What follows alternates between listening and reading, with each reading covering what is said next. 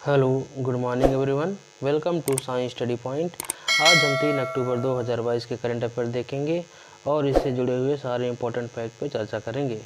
तो आइए शुरू करते हैं 3 अक्टूबर 2022 के सभी महत्वपूर्ण करंट अफेयर। मैं आशा करता हूँ आपको यह वीडियो बहुत पसंद आएगी। शुरू करते हैं। पहला प्रश्न, देश में अभी तक कितने वंदे भारत ट्रेन की सेवाएँ नागरिकों को दी जा रही है? इसका सही जवाब है ऑप्शन नंबर ए 3 ट्रेन वंदे भारत अभी तक भारत देश में दी जा रही हैं। कुछ महत्वपूर्ण तथ्य जानते हैं। वंदे भारत ट्रेन की इस श्रृंखला की पहली ट्रेन नई दिल्ली और वाराणसी के बीच शुरुआत की गई थी, जबकि दूसरी वंदे भारत ट्रेन नई दिल्ली से माता वैष्णो देवी यानी कटरा के बीच शुरू की गई थी। अब इसकी तीसरी ट्रेन गुजरात की राजधानी गांधीनगर से अहमदाबाद, सूरत और वडोदरा होते हुए मुंबई तक शुरू की गई है। यह सभी क्वेश्चन आपके सभी आगामी परीक्षाओं के लिए बहुत ही इम्पोर्टेंट है।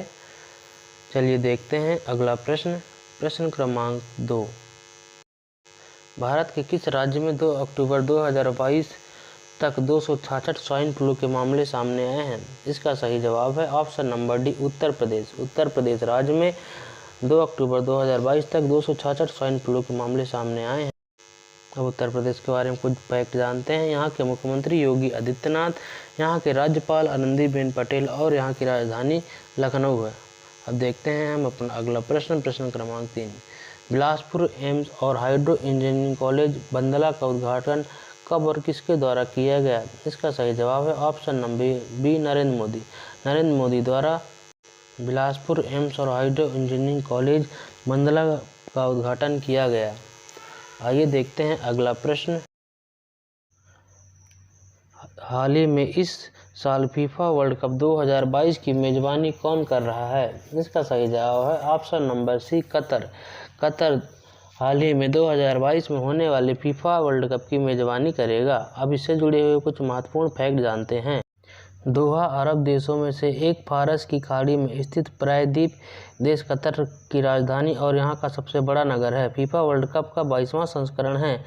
कतर के 5 शहरों में कुल 8 स्टेडियम में फीफा वर्ल्ड कप 2022 की मैच खेले जाएंगे। इस टूर्नामेंट में 32 टीम मिलकर कुल 64 मैच खेलेंगे। फीफा वर्ल्ड कप का आयोजन एशिया में दूसरी बार हो रहा है। एशिया में इससे पहले वर्ष 2002 में जापान और दक्षिण कोरिया ने मिलकर वर्ल्ड कप की मेजबानी की थी। आइए देखते हैं हम अपना अगला प्रश्न। CH-47 चिनूक हेलीकॉप्टर कमान संभालने वाली 2 महिला अधिकारियों का नाम क्या है? इसका सही जवाब है option number A Parul Bhardwaj और स्वाति राठौर। यह दोनों CH-47F चिनूक हेलीकॉप्टर कमान संभालने वाली पहली महिलाएं हैं। अगला प्रश्न, अभी हाल ही में वंदे भारत एक्सप्रेस ट्रेन का शुभारंभ किया गया है। यह ट्रेन किन 2 शहरों के बीच चलाई जाएगी? इसका सही जवाब है ऑप्शन नंबर सी मुंबई और गांधीनगर। मुंबई और गांधीनगर के बीच हाल ही में जो तीसरी ट्रेन चलाई गई है, इन दोनों के बीच चलेगी। आइए देखते हैं अगला प्रश्न। हाल ही में राष्ट्रपति द्वारा film friendly state special mention पुरस्कार किस राज्य को प्रदान किया गया है? इसका सही जवाब है ऑप्शन नंबर ए उत्तराखंड। उत्तराखंड राज्य को हाल ही में राष्ट्रपति द्वारा फिल्म फ्रेंडली स्टेट स्पेशल पुरस्कार प्रदान किया गया है। अगला प्रश्न, किस खनन कंपनी ने वर्ष 2030 तक 2.5 गीगावाट अक्षय ऊर्जा हासिल करने का लक्ष्य निर्धारित किया है? इसका सही जवाब है ऑप्शन नंबर ए वेदांता। वेदांता लिमिटेड ने हाल ही में 2030 तक 2.5 गीगावाट अक्षय ऊर्जा हासिल करने का लक्ष्य बनाया है। अगला प्रश्न, वैश्विक ग्लोबल इनोवेशन इंडेक्स में भारत को कौन सा स्थान प्राप्त हुआ है? इसका सही जवाब है ऑप्शन नंबर सी 40।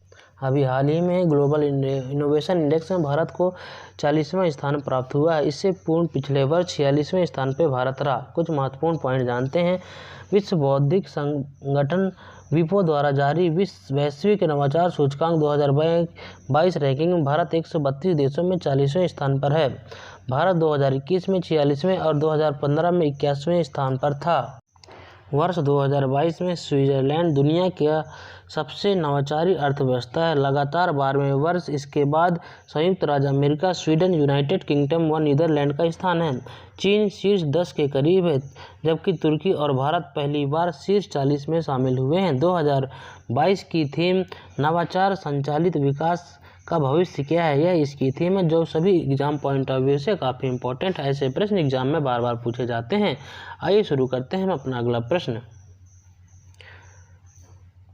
इससे पहले हम कुछ विपो के बारे में जान लेते हैं। विपो विश्व बौद्धिक संपदा संगठन। विपो बौद्धिक संपदा सेवाओं, नीति, सूचना और सहयोग के लिए वैश्विक मंच है। यह 193 सदस्य देशों के साथ संयुक्त राष्ट्र की एक स्व-वित्त एजेंसी है। इसका उद्देश्य संतुलित और प्रभावी अर्थव्यवस्था आईपी प्रणाली के विकास का नेतृत्व करना है, जो सभी के लाभ के लिए नवाचार एवं रचनात्मकता को सक्षम बनाता है। इसका जनादेश, शासी निकाय और प्रक्रियाएं विपो कन्वेंशन में निर्धारित की गई हैं, जिसने वर्ष 1967 में विपो की स्थापना की थी। अब देखते हैं अगला प्रश्न। किस राज्य ने 24वीं किक बॉक्सिंग चैंपियनशिप का खिताब लगातार दूसरी बार अपने नाम किया है? इसका सही जवाब है ऑप्शन नंबर ए, गुजरात। गुजरात राज्य ने 24वीं बॉक्सिंग चैंपियनशिप का खिताब लगातार दूसरी बार अपने नाम किया है। अब गुजरात के बारे में कुछ फैक्ट जानते हैं। गुजरात के मुख्यमंत्री भूपेंद्र भाई पटेल, यहाँ के राज्यपाल आचार्य देवव्रत और यहाँ की राजधानी गांधीनगर है। अब देखते हैं हम अपना अगला प्रश्न। हाल ही के सर्वे के अनुसार उत्तर प्रदेश की सबसे प्रदूषित नदी कौन सी घोषित हुई है? इसका सही जवाब है ऑप्शन नंबर सी, हिंडन नदी। हिंडन नदी हाल ही में हुए सर्वे के अनुसार सबसे प्रदूषित नदी में शामिल किया गया है। अब देखते हैं अगला प्रश्न। हाल ही में 2 अक्टूबर को महात्मा गांधी की कौन सी पुण्यतिथि मनाई गई है? इसका सही जवाब है ऑप्शन नंबर सी, 153 पुण्यतिथि हाल ही में राष्ट्रपति महात्मा गांधी की मनाई गई है। यह जो आप इमेज देख रहे हैं, यह राष्ट्रपति महात्मा गांधी हैं। Thank you for watching science Study point. अगर आपको वीडियो अच्छी लगे तो लाइक, शेयर, सब्सक्राइब जरूर करें। जय हिंद, जय भारत।